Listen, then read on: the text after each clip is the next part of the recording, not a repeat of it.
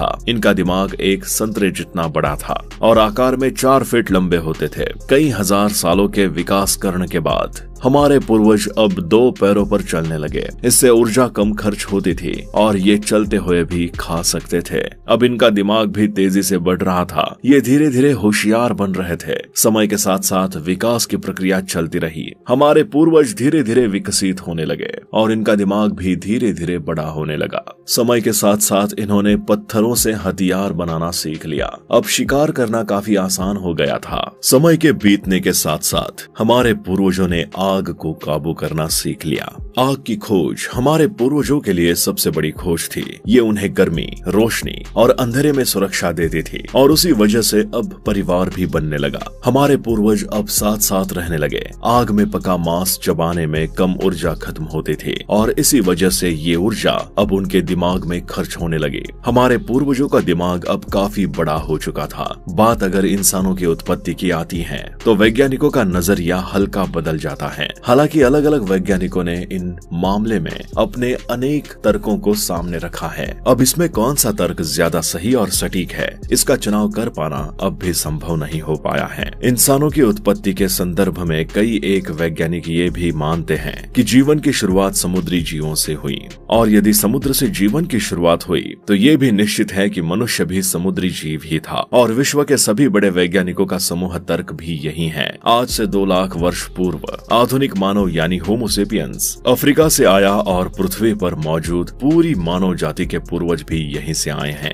Africa से पूर्व का मानव आधुनिक मानव नहीं माना जाता था और उसको होमोसेपियंस के नाम से जाना जाता है। होमोसेपियंस को दुनिया के सबसे विकसित जीव माना जाता है। इनके भीतर प्रकृति के अनुसार खुद को विकसित करने की क्षमता और योग्यता रखता है। आज से लगभग 1.5 मिलियन साल पहले जब अर्ली ह्यूमन धरती पर आए, जब उन्होंने आज से तकरीबन 15 लाख साल पहले शिकार करने की काबिलियत हासिल कर ली, तो उन्होंने इसी काबिलियत के दम पर कई बड़े बड़े जानवरों का शिकार बनाना शुरू कर दिया।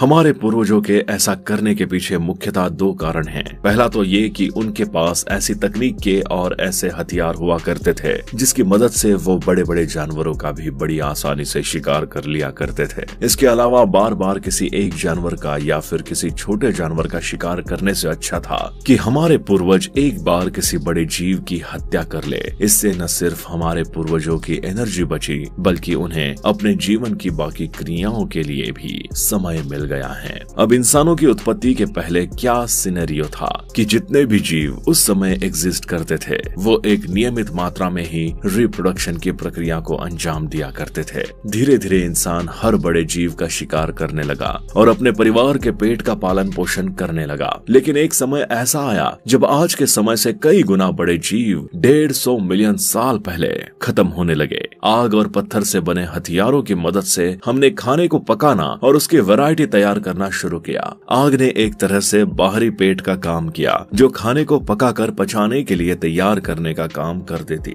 इससे हमारे खाने में लगने वाला काफी सारा वक्त बचने लगा। जैसे चिंपांजी को ही ले तो वो अपने दिन का 50% हिस्सा खाने और उसे पचाने में लगाता है। जायंट पांडा को ले तो वो 10 से 12 घंटे खाता है और फिर पचाने में काफी वक्त लगाता है। जैसे जैसे हमने मांसाहार कम किया हमारी संरचना बदलने लगी। जबड़े और मोलर दांत छोटे हो गए। होमो हैबिलिस के जीवाश्म बताते हैं कि उन्होंने मांस और शाकाहार दोनों साथ साथ लेना शुरू कर दिया था और कुछ इस तरीके से इंसानों में भोजन की सभ्यता विकसित होने लगी। धीरे धीरे हमारे पूर्वज मांसाहार से शाकाहार की तरफ बढ़ने लगे और आज आलम यह है कि हमारा शरीर मांसाहार और शाकाहार दोनों खाने के लिए बना हुआ है। तो दोस्तों अब तो आप जान गए होंगे ना कि किस तरीके से पृथ्वी पर मनुष्य की शुरुआत हुई और पहला इंसान कहां से आया।